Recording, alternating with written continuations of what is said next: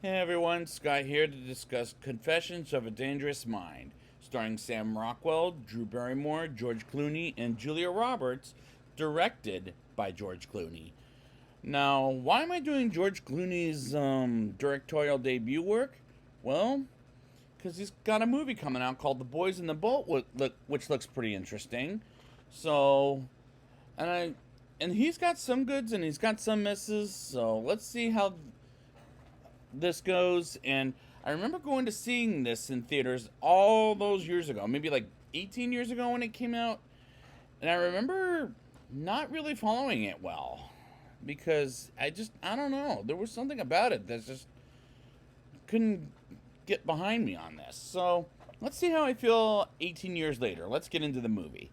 The movie opens in 1981 with a naked Chuck Barris, played by Sam Rockwell, as he went through a bunch of shit as he stays in a hotel growing a beard, as the movie is based on his private journals, as he gets Penny, played by Drew Barrymore, knocking on his door and saying she loves him and wants to bring him to California with her to marry him. And I like that Sam Rockwell and Drew Barrymore played lovers in this movie, unlike in Charlie's Angels, where they played enemies. And I like their characters.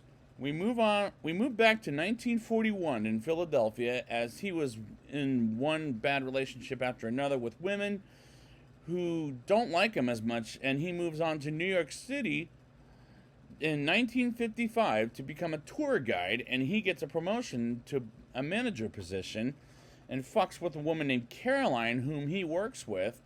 And at the same day he gets fired from that job, Caroline becomes pregnant and she leaves him. And the narration by Sam Rockwell is probably the best choice in this movie, in my opinion, as the writing in this is pretty good.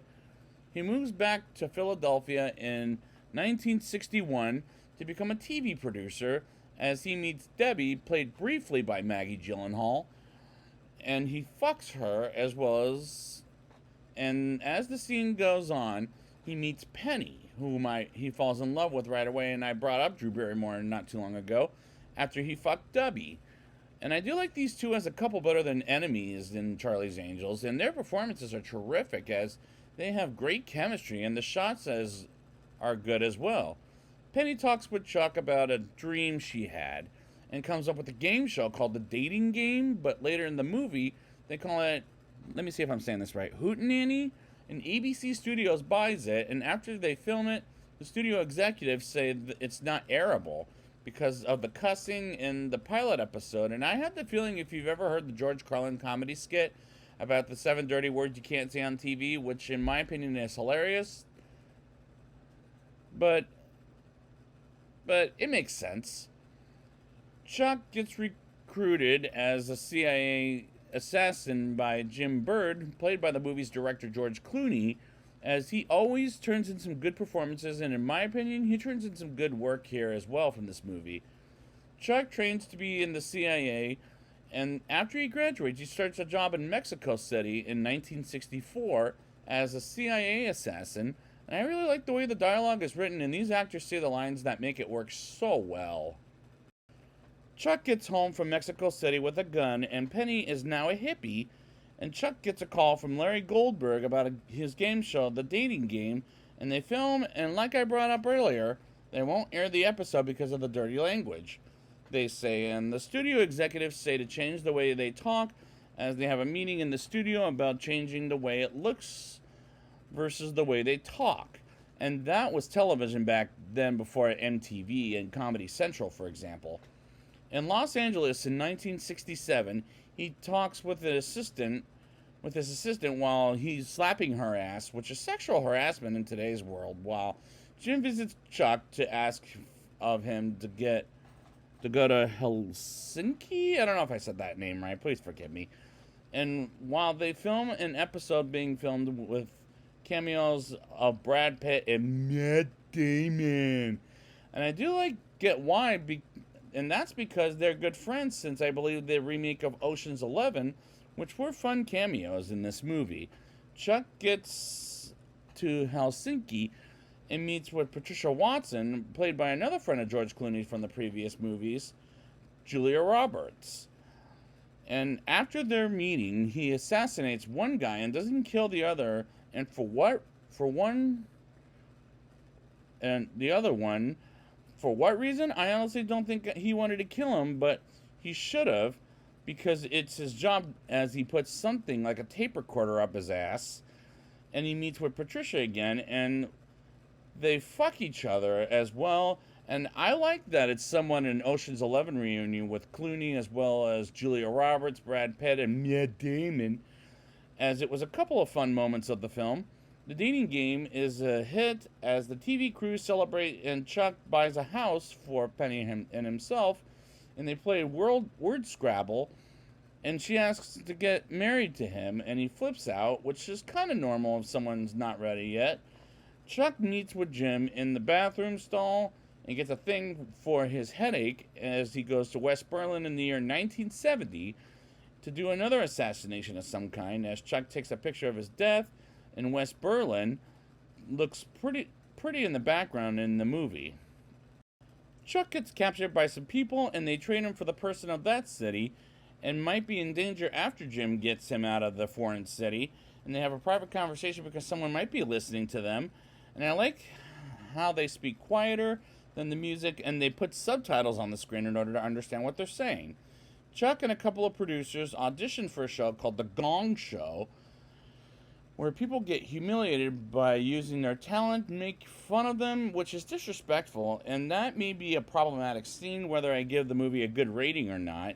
Chuck talks with a couple of people, and the people say that The Gong Show is pretty disrespectful, as the people trying to use their talent to not humiliate themselves are their, and they are people, as well as they deserve some compassion as well, and he gets talked about despicably by the TV, which makes perfect sense in show business.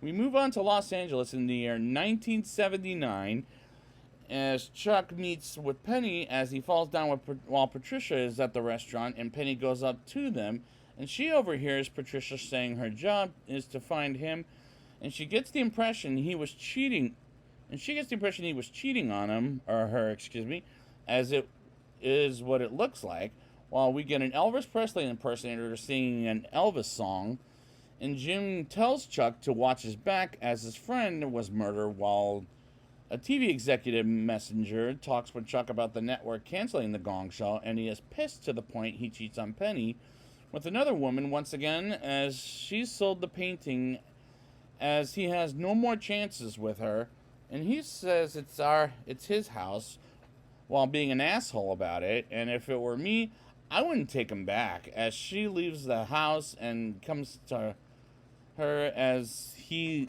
at a different place. And the movie kind of goes a little downhill since The Gong Show begins, and it lowers my opinion of it a little bit. But I like the movie, but I don't love it at this point, as this second half has problems. Jim visits Chuck and asks him to take down the mole who killed his friend, and Chuck learns his father was a serial killer and says he's out of the CIA and he's done killing people.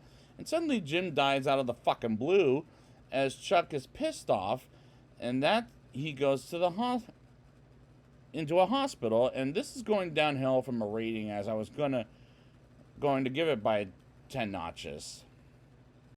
Chuck brings a gun while on the last episode of The Gong Show, and a man in a bag tells jokes as he kicks the bag man off the stage, as he feels not only frightened but threatened as well, and acts strangely on the TV. And we move on to the opening scene where Penny visits Chuck at the door as he shaves off his beard, and Patricia comes to the door and helps him get prepared to get into the world, while he has been thinking about writing some memoirs, and she tells him to live in Boston. And he drinks some tea and suddenly acts poisoned by the tea Patricia gave him, as she's the one who killed his friend, and he suddenly poisoned her by switching the tea around, which was clever, as it doesn't kill Chuck, it kills Patricia, as he writes his memoir called Confessions of a Dangerous Mind. And Chuck gets married to Penny and sees a couple of guys who look like they're up to no good, and they get out of there quickly, and he confesses he killed people, as he works for the CIA, and she thinks he was joking as he was being serious, And we move on to New York in the year 2002 as we see him as an older man, and the climax was clever in a way it works from his memoir to the screen. Now it's time for my rating. I'll give this movie a 7.3 out of 10. I do like these characters, as Sam Rockwell and Drew Barrymore have terrific chemistry, unlike in Charlie's Angels, where, while director and star George Clooney turns in both only a good performance, but not only a good performance, but a good film that this is as good as is a good start for his directorial debut, and the shots look pretty good in my opinion. I really like the way the script is written, as the actors say their lines. That makes it work so well, and a lot of the movie makes sense as far as the times of the 1960s and 70s and maybe 80s. And I like the Ocean's 11 reunion with like the cameos of Brad Pitt, Matt Damon, and Julia Roberts, as that was a fun thing to put in, as this is a good movie with some clever tricks up its sleeves. The location shots were pretty looking, as this is a pretty good movie, as it is a good theory movie about Chuck, aka the man himself. And I give this movie a recommendation, as if you haven't seen it yet, go check it out.